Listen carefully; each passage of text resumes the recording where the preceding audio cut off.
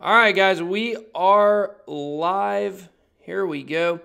Hey, everybody, welcome. We'll give everybody a few minutes to come on, but basically today we are talking with Blake from Tour to Crypto and also one of his cyclists, Jason. Is that right? That's right. Okay. What's going on? So he is actually standing right now in front of the White House. I don't know if you guys know what that is, but that's actually where FUD Trump lives and calls all FUD fake news. So I don't have my wig today, but this would have been a perfect time for it. But okay, guys, so let's go and get started. I'm gonna have the chat open over here. So if you guys see me looking down, I'm looking down at the chat. What is up, Joe? How are you doing?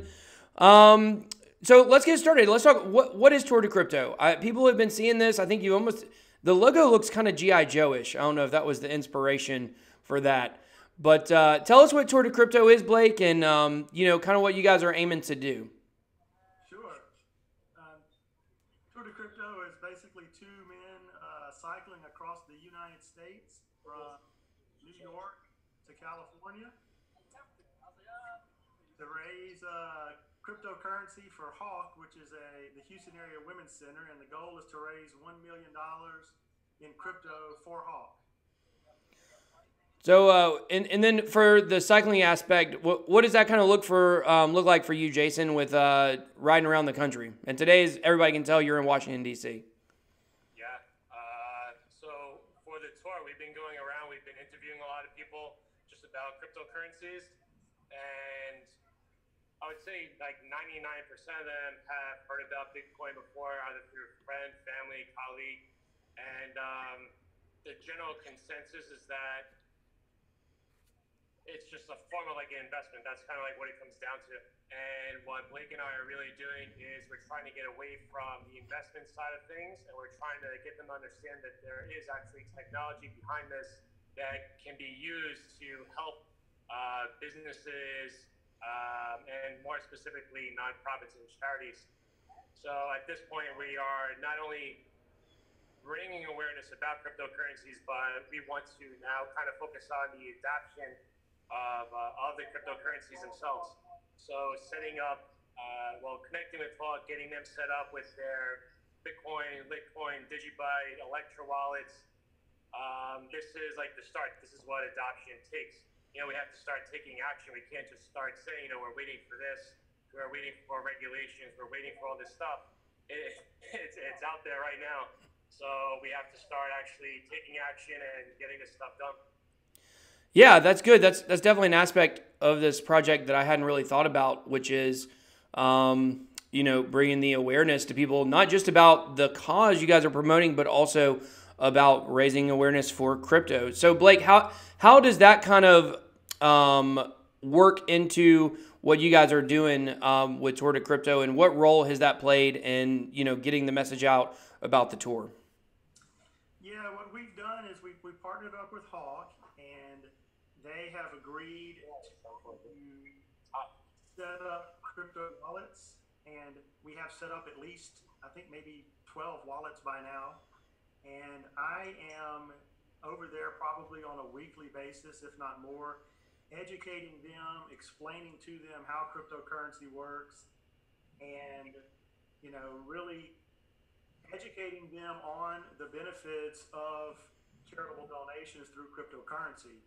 And so the plan is with the tour to do this and use the first annual tour as sort of a pilot or use case, if you will, put together a documentary and then be able to promote this to other charitable organizations to show them that, see, look, it can be done. It's not difficult. It's That's really great. easy to do. You just need to learn the process.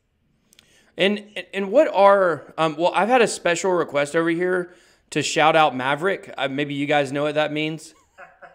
I figured that was for you guys. Yeah, that's just my handle on Discord with the electric team. Oh, okay, cool.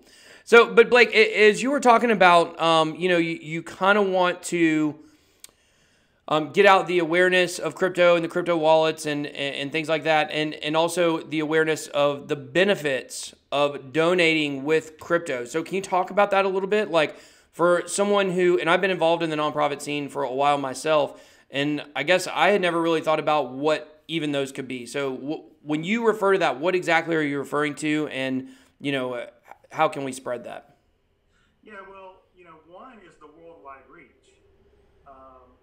We have received donations for Hawk from Australia, Mm, from the Netherlands, from India, all over the world. So we have such a greater wow. reach by using cryptocurrency, and it's very easy to do. Without having to go through a bank. Someone can just easily go online on their website, click on the wallet address, and send them crypto immediately. One of the other things is I'm trying to teach the charitable organization is that, let's put in place a policy and procedure to deal with crypto such that you can actually use some of this, like we're looking at overstock.com. Hawk has a confidential housing facility where they house about 2,000 people a year that have been subject of domestic and sexual violence. And so they can actually put this crypto to use by buying supplies and whatnot for their shelter. It's incredible. Yeah, so I mean, there's many different ways, but I think first and foremost, it's the ease and reach that are two most important because, when it comes to donations, the more people you reach, the smaller the donation has to be for it to make an impact. And that's what we're trying to show That's a great here point. is that, look, if everyone that comes across the tour would donate some small amount, we can have a huge impact.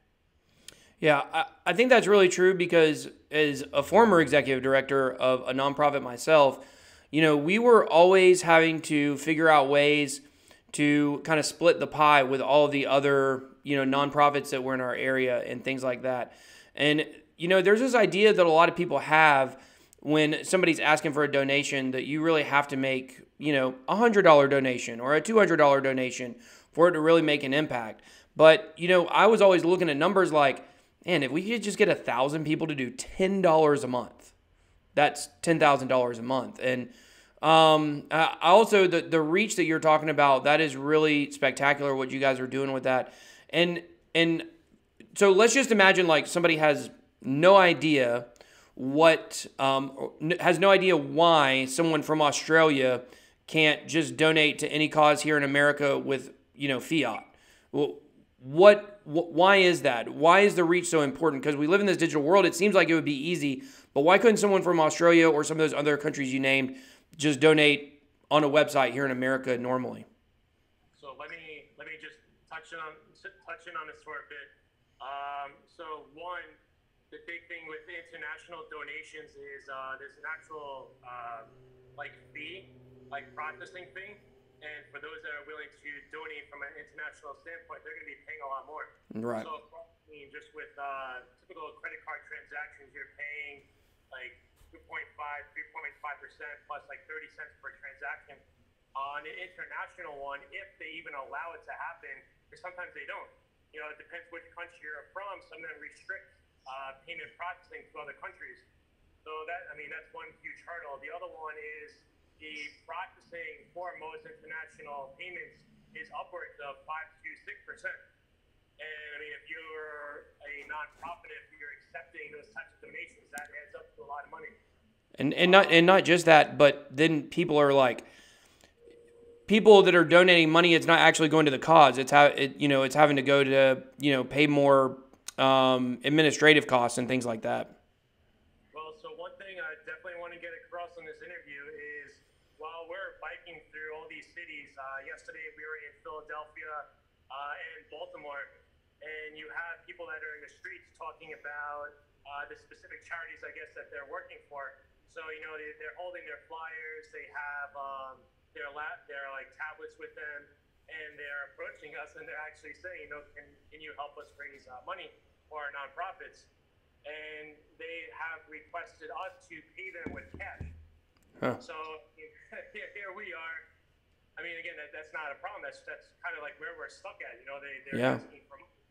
But again, take a step back. How do we know that money is going to that nonprofit? How do we know that person is an actual valid representative of that company?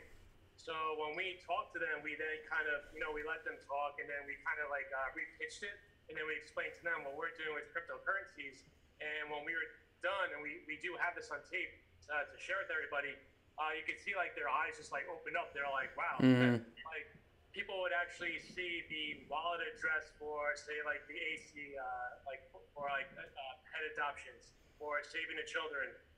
They would actually see the wallet address of that nonprofit. So when sending the money, there is no middleman. At that point, you're just having people going out and spreading awareness of that nonprofit to collect donations. So the representatives that we spoke to, they said that, wow, this is something that could actually help them out, and it feels safer for them. They're saying sometimes people have like a weird feeling of giving credit card information like out in the open. You know, this would be something different. So this is something, again, that people are aware of, but now it's just getting to the point where we have to start using it. You know, that's like the adoption phase. We got to take time for that.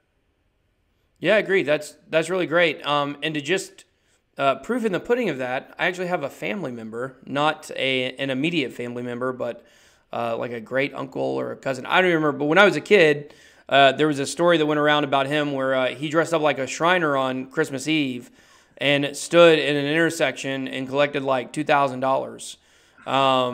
And then went and bought his kids Christmas presents.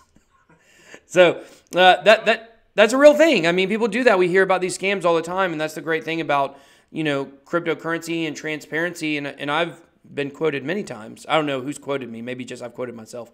But is saying that, blockchain is going to be really, really good for people that are out in the open and like to live in the light. And it's going to be really, really bad for trolls and people that like to scam. Like right now, it doesn't seem that way because we do have a lot of scams in crypto. But, when like... for instance, I got phished and I can still see the money in that guy's wallet who took, some of my crypto. So there's at least a level of transparency there. So, well, let's talk about how, what's up, Mike? Good to see you. Let's talk about how each one of you guys got involved in crypto, because I'm assuming that you guys were passionate about crypto before you started this. You didn't just fall into it. So what about you, Blake? How did you first get into crypto and, things like that? Yeah, I got involved summer of last year, 2017. I had heard about Bitcoin and cryptocurrency earlier and wish I would have gotten in. But it wasn't until last summer that I started getting serious. There was an LSU message board that brought it up. And then, I know. Go Dogs.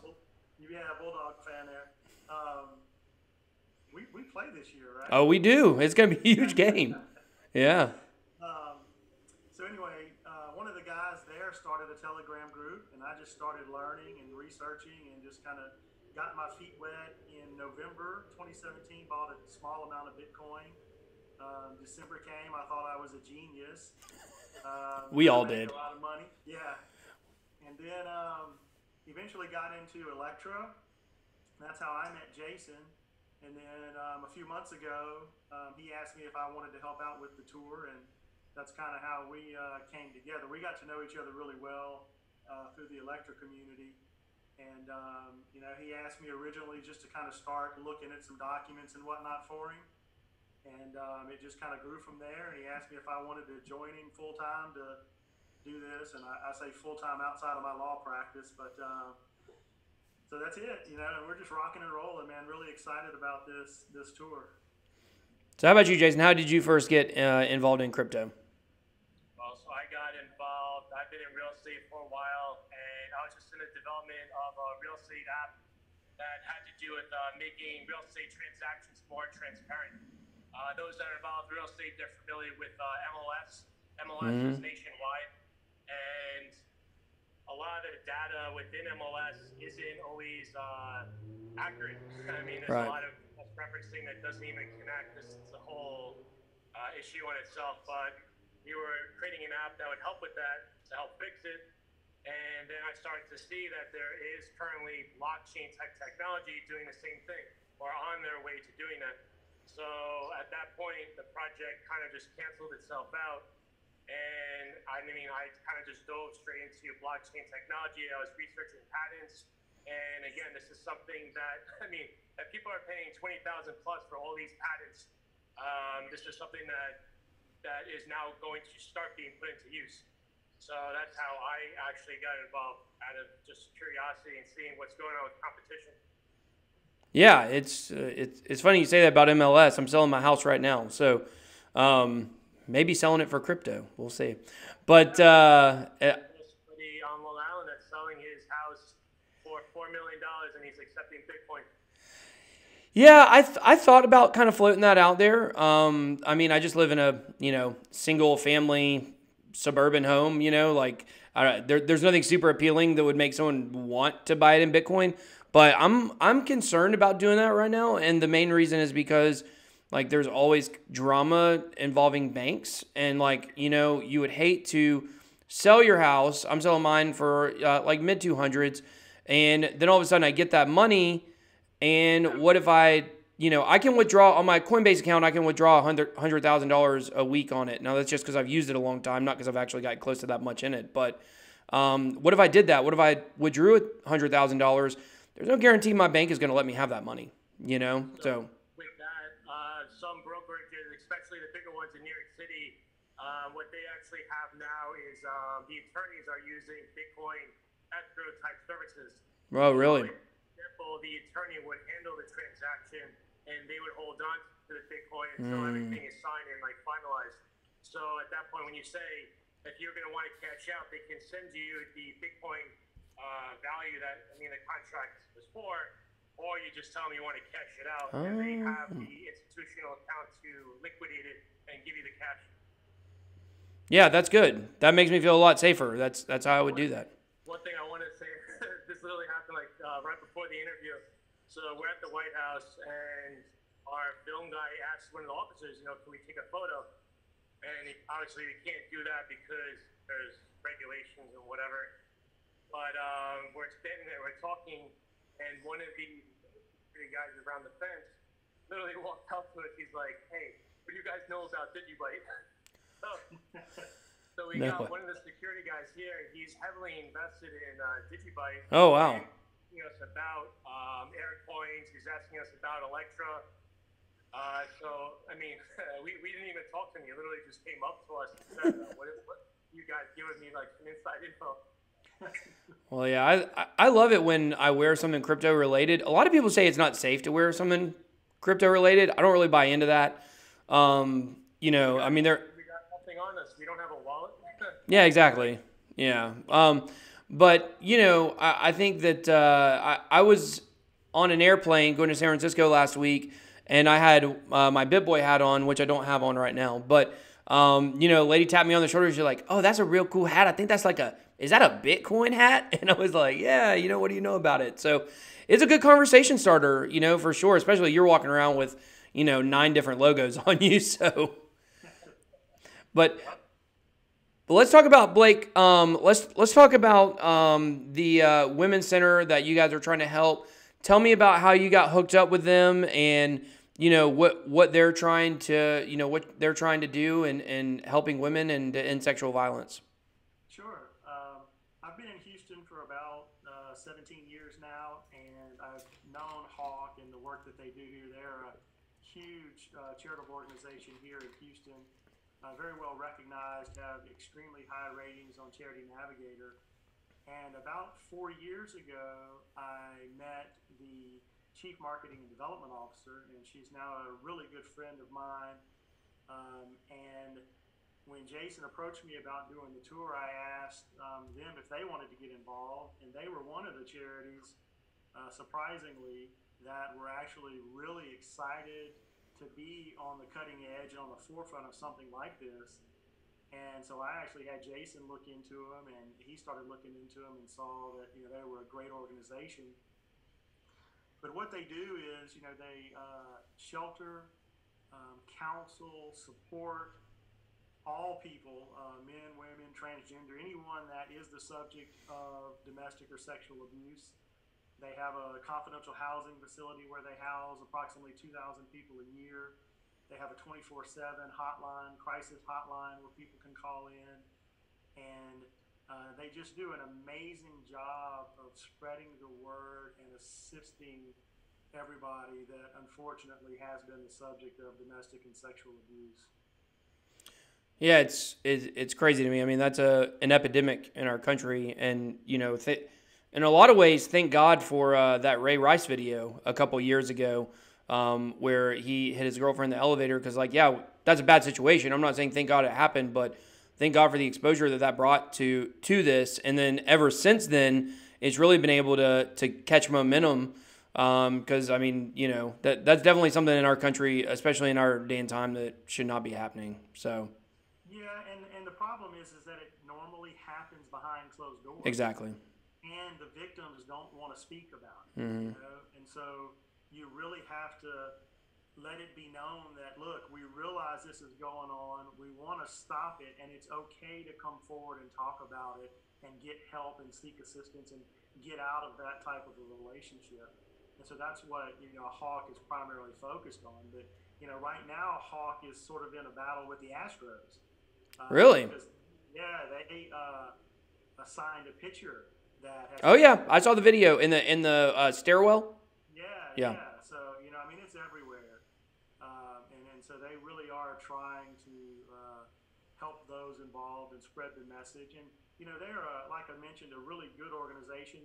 They receive $3.5 million a year from the government itself. So you've got to be a top-notch organization to be able to get that kind of funding, and they have super high transparency ratings. So they're already very transparent, but the blockchain technology itself is going to just add to that. Yeah, well, I think that's really great. So I think it's a great cause. I think what you guys are doing is awesome. Let's actually talk about what you are doing.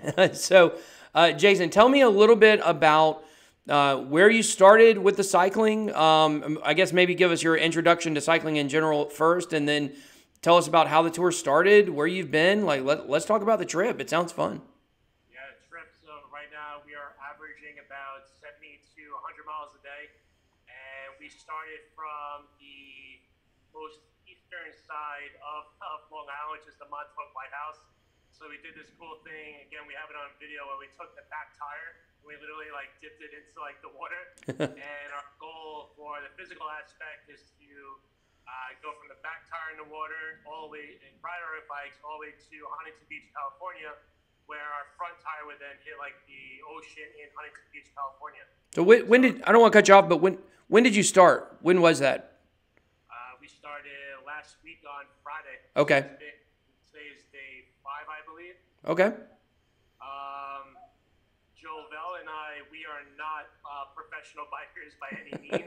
We've been in training, we've been training physically, in the gym for, let's say, it's about 2 months, and riding our bikes, our brand new bikes, for about a month.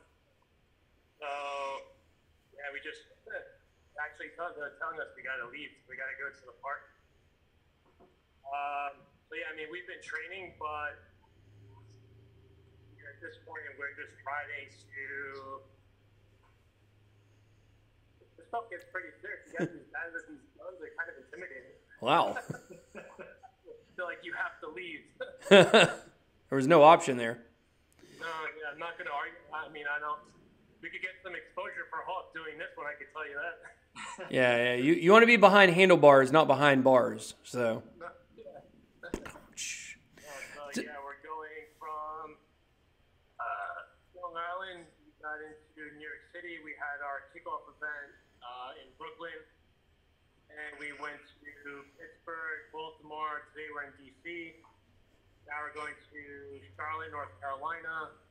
Then we're going to Atlanta, Georgia. Then Louisiana, Houston, Texas. Then Arizona, Vegas for World CryptoCon. Nice. In Beach, California. And I'm really excited to get to World CryptoCon because I mean that's where the most members of the crypto community are going to be, and that's going to be an awesome way for me to again share our experience on this whole trip because it's towards the end, and I want to see how many of those people have heard about the Tour de Crypto up to that point.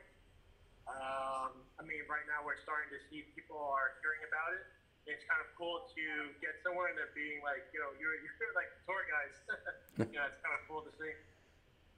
Yeah, that's awesome. I'm excited. I will be at World CryptoCon. I just booked my flight 2 nights ago, so I'm staying Wednesday through Monday. So I think the conference ends on Friday, so I'm gonna get a couple extra days. Got to play those cards, you know what I mean? So, but We're going to extend it as well. We were going to leave on, I think it was a Friday, so we might extend that to leave on a Sunday instead. yeah, I think it's good. I can't. The problem with me leaving on Sunday was going to be there was going to be no way for me to get home and not watch the Falcons game. So the Falcons game's at 1 o'clock. We're in Washington D.C. that day, where you are. Actually, Landover, Maryland, if you want to be technical. But you know, I built my whole life around the Falcons. So I actually had to leave Litecoin Summit a day early for our home opener. So. I'm like die hard. I'm rocking it right now. Falcons for life. Hold on, let me catch my charger real quick. Guys, they're actually roping off the White House. I've never seen anything like this before. Well, they heard those crypto guys were there and they got sketched out. That's right. Yeah, so that's really exciting. You know what you guys are doing with the traveling all across. Is there? I know you said you're going to be in Atlanta. I'm going to try to get over there. So you guys are going to be in Alpharetta. I know exactly where that's at. So I'm going to come down there and, you know, I don't know, maybe catch another interview or I might get on a bike myself. Yeah, come join us. That's a lie from the pit of hell. I will not be getting on a bike. But so Blake, tell me about kind of the planning of the trip. Did you have a role in planning the trip? How did you guys pick your destinations and you know, how long have you guys had set in stone where you guys were going to be going?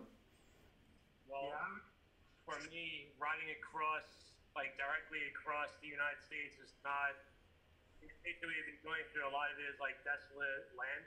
So we wanted to definitely hit Right. so we could definitely do some interviews and also make the trip a little bit more exciting instead of just going through 5 planes. So every city, so far we've interviewed a lot of people. We've asked them just their general opinion about Bitcoin, whether or not it's good or bad. I want to share that experience with everybody. So it's going down south to Cali would just give us a lot more exposure by doing that. And it's only an extra 500 miles that matters, but I think it's worth it to do it this way. Blake? Jason designed the tour, and like you said, he wanted to kind of go to hit some big areas. He was originally going to go through Dallas, and I was like, no, we're going to get Hawk involved. I want you down here in Houston. And so when they actually get here in Houston, Ronnie Moaz is one of our lead sponsors with World CryptoCon. He's going to come down to Houston as well. And so we'll have a good meet and greet at the Hawk facility with the riders and Ronnie and do some videos and whatnot. So, yeah, he planned that whole trip. I just made him drive a little further, maybe an extra 100 or 200 miles down to Houston instead of staying north and going through Dallas. Yeah, I'm sure there's a much shorter route to go from New York to California than all the way down the East Coast and down south. But hey, if you're coming to Georgia, you're hitting God's country down here. So I know Texas also is God's country. So I don't know if there's a place I were to live other than Georgia, it'd be Texas. So except for my one experience in Houston was one of the worst experiences of my entire life. Oh no. Yeah. That's not good. It was what's that? Is it from riding a bike? No, actually it was the Super Bowl. So Okay. yeah, that was it started out great for the first half. We all know how that worked out, unfortunately. But yeah, it was the greatest collapse in sports history. I've got that. I was also at the butt fumble game, so I've got a couple games I was at that were. Oh, cool. Yeah. What's that? I was going to ask if it was worse than staying behind a curtain. Oh, the curtain. The curtain thing was crazy. I just made this little video. Like, I made that little video to show to my wife, and she was like genuinely concerned about my safety. And I saw it, and I was like, you know what? I should put this on Twitter. And it turned out to be like the most. It had like over 200,000 impressions, 70,000 views on it, and now everybody knows me as the behind the curtain guy. So, what can you do? So, okay, I want to ask you about, okay, so Tour de Crypto, it sounds like it's going great. How is the actual fundraising going with the project? So far, it's great. We have sponsors that have pledged approximately $180,000. Okay. World CryptoCon has pledged 5% of ticket sales, so that'll definitely be six figures. And so far, we've raised, last check was $13,000 through community contributions directly to Hawk. So, you know, we're really excited about it starting. It looks like we're picking up momentum, and, you know, we just had a few good coins join that I'm sure once they start promoting it, it'll all pick up. Eventually, I think we'll probably do like a leaderboard maybe to have some of these communities kind of duking it out to see who can, you know, bring in the most money for the tour. But yeah, no, it's going great so far. Hawk is super excited to see all the action, and you know, all of their views on Twitter have gone up tremendously. So I bet. We're getting the word out and we're raising money, so we're really happy about that. Well, you guys have really been everywhere, you know. I was excited to have you on because I've seen you on a lot of different channels. I've seen you all over Twitter and Telegram and things like that. And that was one thing I wanted to ask you guys about was the marketing of this. So, Jason, how have what kind of marketing plans did you guys have for this? And, you know, how have you managed to, I guess, make this go viral? Yeah, I mean, in terms of marketing, we're just really active on social media. What I really find fascinating myself is when we created the Telegram account, a Telegram group, like that in itself kind of became like the Tour de Crypto community. We have people that once we share a tweet like on the Telegram, they go out and they share with all their friends and like their other their communities. So that's where like the support like aspect is really coming from. I know Blake had tried, I think it was like a promotion on one of his tweets, which definitely helped. But I mean, this has really been like a grounds up kind of campaign. We've just been talking to people. We've been messaging all the different communities to try and get them on board. And now that they see we're doing this, we're not just, you know, again, just talking about it.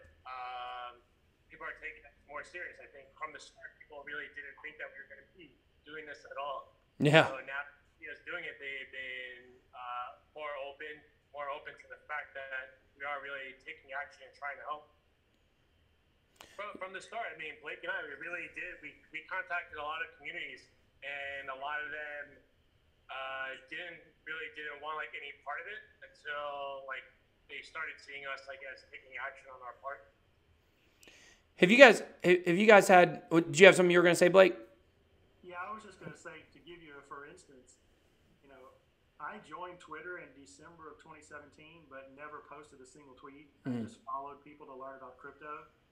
I don't know the date of my first tweet, but it was maybe just over a month ago, and it was about the tour. At that time, I had 20 followers. Wow.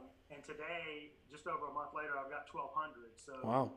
You know, we are really just out there spreading the word as much as we can, but I mean, really is just grassroots. It's, you know, Jason and I, with the help of the Tour de Crypto community, just out there promoting this as much as we can. And, you know, we've got sponsors that are helping, like Bruce Porter Jr. is hosting an event tonight in D.C. for the guys at L'Oreal Plaza, downtown D.C.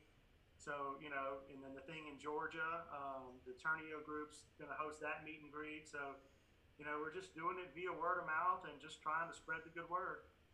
Yeah, that's awesome. And I think that's the thing about the crypto community. As long as you are doing positive stuff in the community and you're willing to get out there and engage with people, you will grow and you will get your message out for sure. Because the crypto community is actually like really, really, really small. I was talking about this last night on my live stream. You know, and a lot of that is due to the market. So look at that. Look at that face. Yeah. He came in to say hello. He busted through the door. I saw that. My dog does the same thing. Can your dog open doors? My dog can open doors. Oh, yeah. He's a pro at it. Ugh. Frustrating. And so let me ask you this question. So on the flip side of, you know, the positive side of crypto, Have you guys encountered people that have been skeptical about what you're doing or gotten any negative feedback from people? I certainly have online. Yeah. Yeah. For me, we in Baltimore yesterday, we introduced someone, I think, from an Asian country. I don't know specifically one, but well, I mean, again, we have it on tape. Right off the bat, he's like, Bitcoin is meant for money laundering. We told him that we're riding our bikes from New York to California, and he thought that we had like some like crazy political connections to help people like launder their money. So like that's not at all, like that's not what we're doing.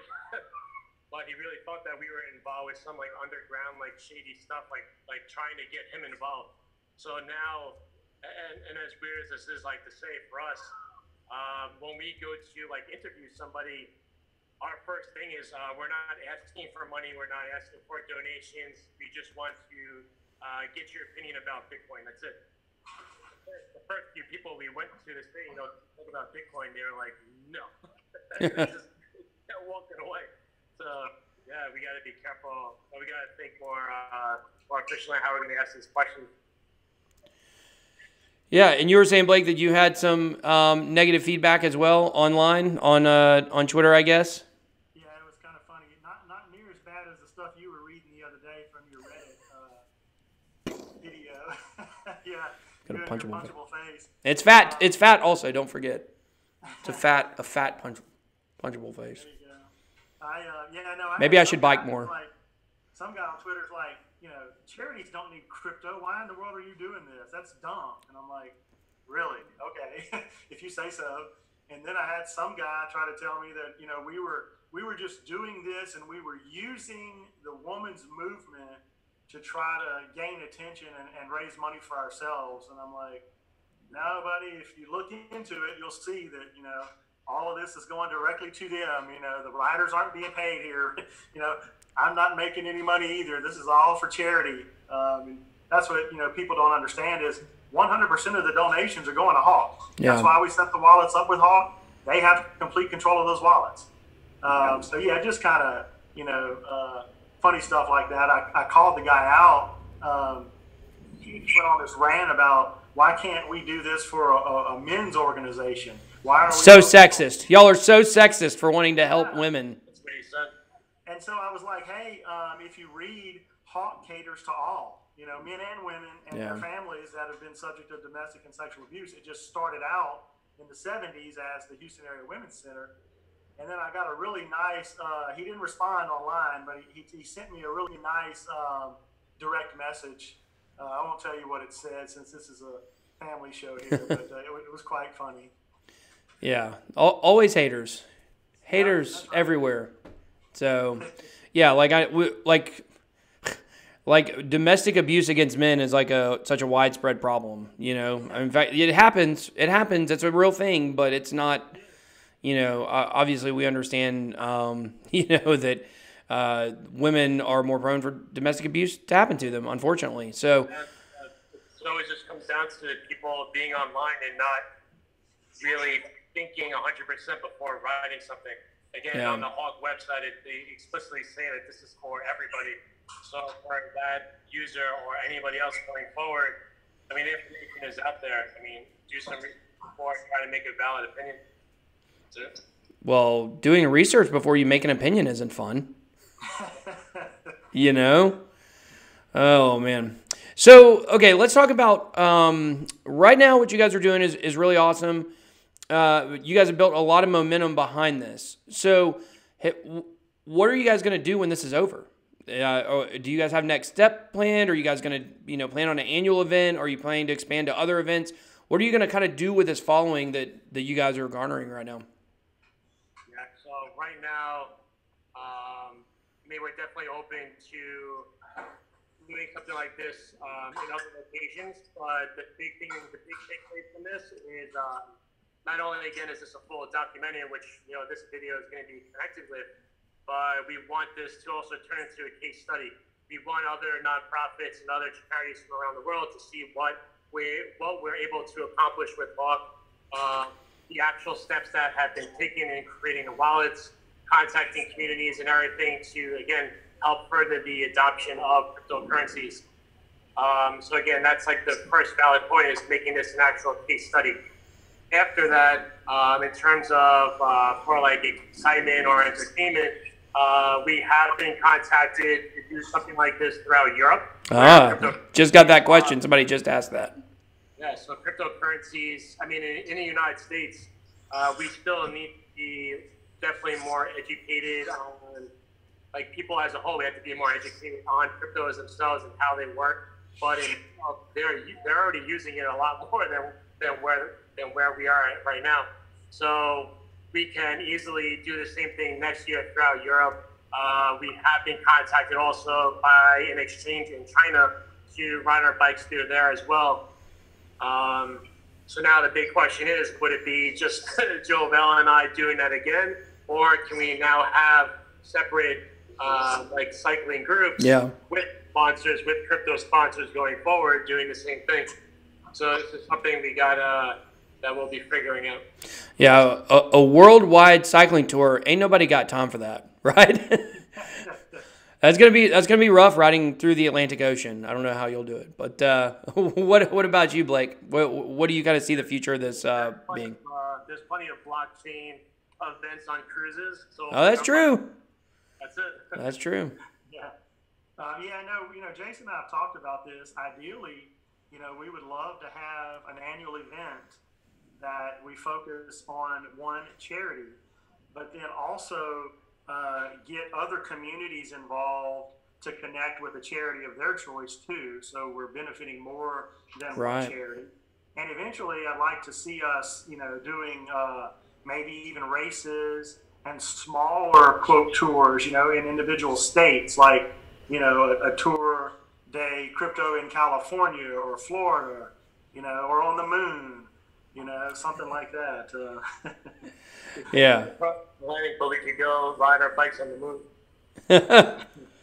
Well, we'd have to actually go there first, both in real life and in crypto. A lot of people think that I may actually be closer to the moon right now than people have ever actually been.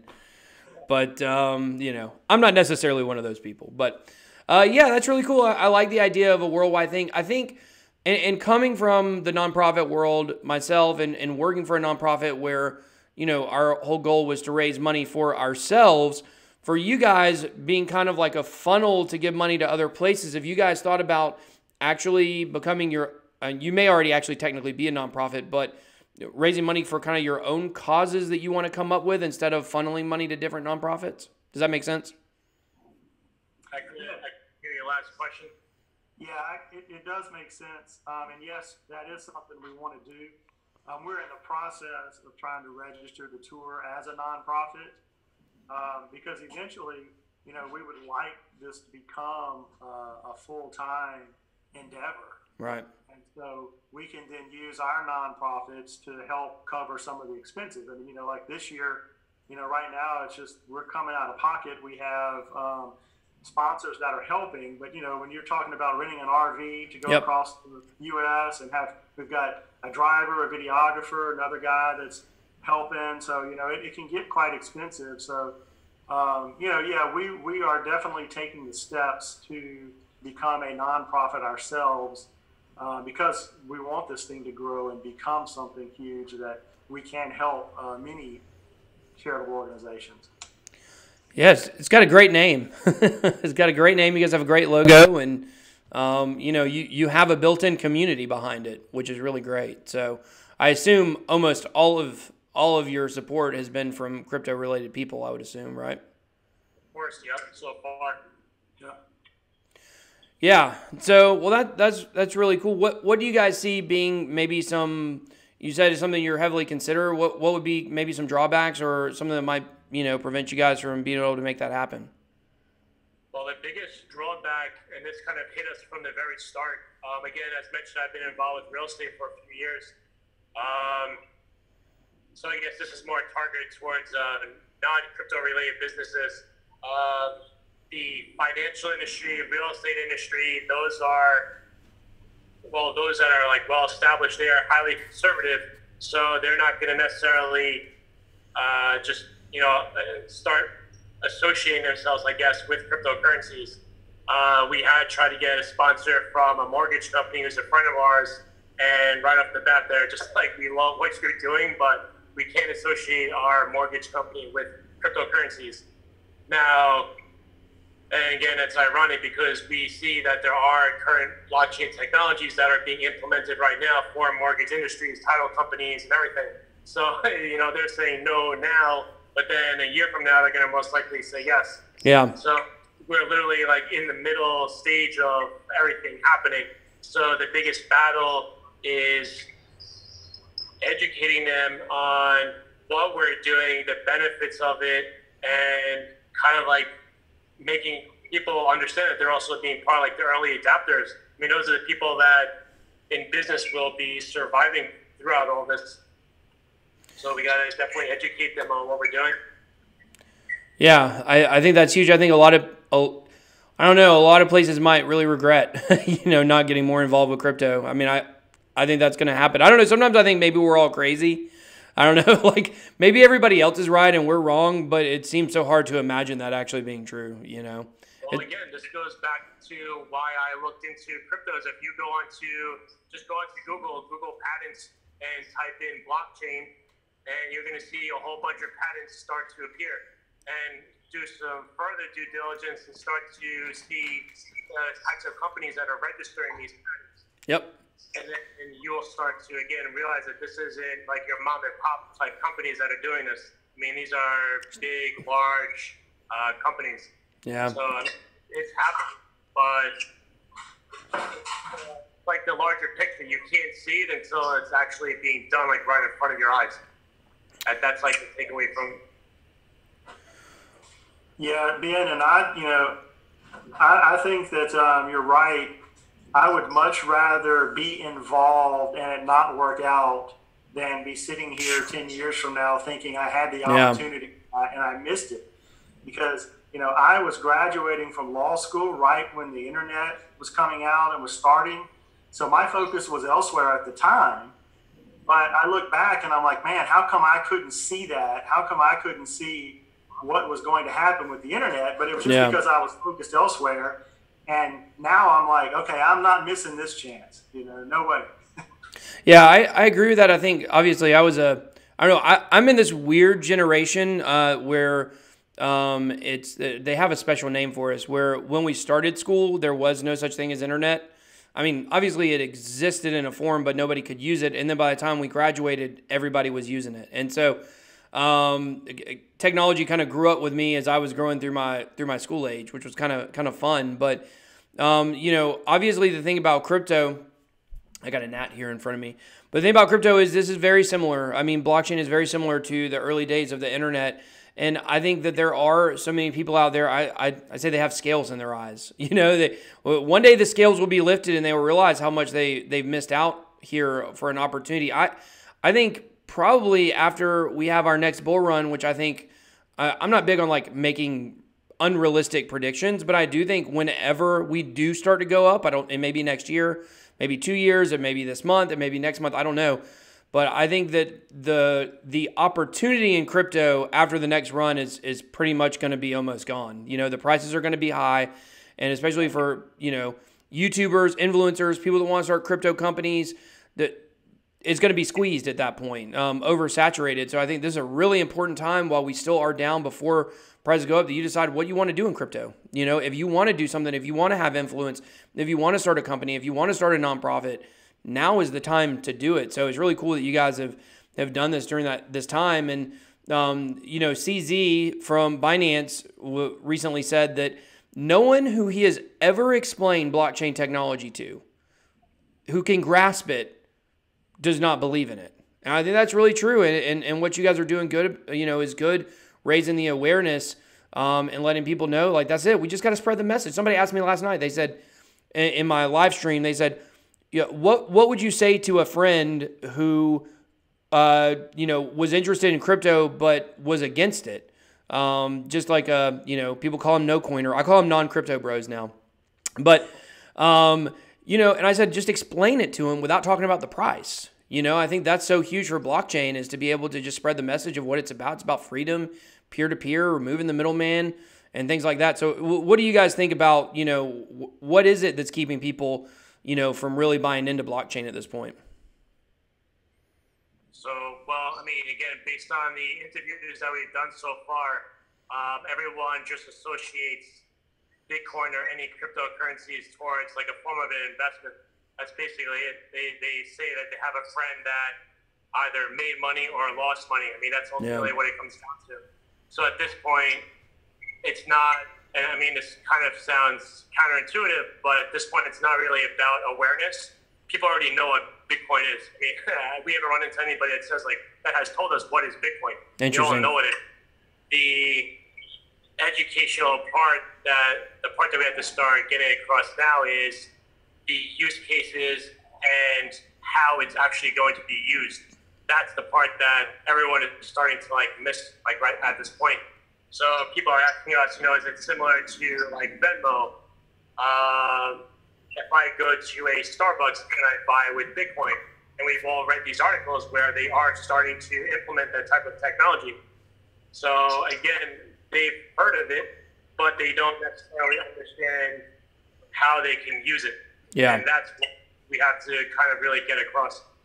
And why they would want to use it, because, you know, for your average person that goes to Starbucks and scans their card, you know, or swipes their card, or God, now we have to actually insert it, which is terrible.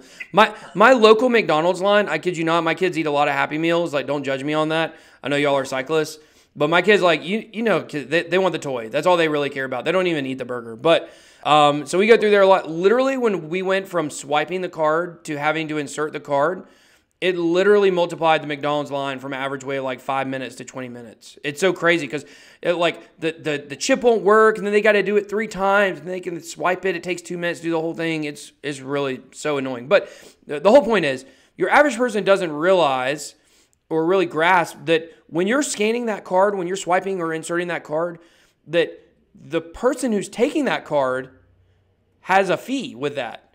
They are paying a fee every time one of those cards gets swiped. Something like, I actually went to make a copy one time in Kinko's, or whatever place it was at the time, maybe the FedEx place, and the copy was like 25 cents.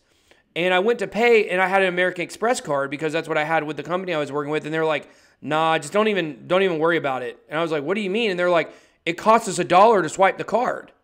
So every time they swipe the American Express card on something that's less than $1, they're actually like losing money. And so I don't think processing fees. Yeah, I just don't think your average person takes that for granted when they swipe the card. And so getting them to understand that it's really, and guess what? You're not paying for that fee like visibly where you can see it, but that fee is figured into the price of your coffee. So I mean, the same thing goes towards banks. I mean, that's when you think about sending thousands of, I guess millions of dollars on a daily basis, but if you have a 0.001% fee, that all adds up to a lot of money. Yeah. On a bank's perspective, that's a lot. But yeah, from a consumer aspect, people don't think about the business expense of merchant processing. That itself is huge. And it also depends if the business is considered high risk, it's even higher. Starbucks, I don't know what their fee is, but some other people, I think Amex charges about like 4 or 5%. That's why some businesses do not accept American Express, just because the processing is so much. Yeah. Or even gas stations, you try to go use your card there and it says, minimum $3 purchase, even on a Visa card. Or they charge more. It's cash versus credit. Yeah, exactly. What about you, Blake? What do you think about that? No, I completely agree. I think we need to educate people more, have them understand the technology more. I think we're headed in that direction, but I think that's sort of the obstacle, and that's why we're doing this, is to educate people, to show them that, yeah, this just isn't a investment, that it can be used and it can be used for good, and it's much easier, simple, and cost-effective to use in our traditional system. Yeah, I think that's what it all boils down to. But I make this comparison all the time, and maybe people are sick of me saying it. Like, there's this idea that we can't fight the banks, that we can't fight the old money, that we can't fight it. Like ultimately it will win and the people who have money will still have money. And I mean, to some extent that's true, but to the extent of where banks are going to look much different in 15 to 20 years, I do believe that. And the comparison is, if you would have told someone in, say, the early 1600s that the Catholic Church in Europe was not going to rule the world forever, they would have told you were insane. They would have said, you can't fight that. You can't do that. They got too much money. They got too much power. There's no way. But what happened? The printing press was invented. And when the printing press was invented, everyone was able to actually get access to their own version of the Bible, their own copy, and actually be able to see the freedom, that they actually had afforded to them, not necessarily the freedom that they were being told that they had. And the internet is that same revolution. The internet is the modern day equivalent of the printing press. And now where people are able to actually see how much money the banks are making, where an article came out yesterday about wire transfers. Banks make 83% profit on a wire transfer.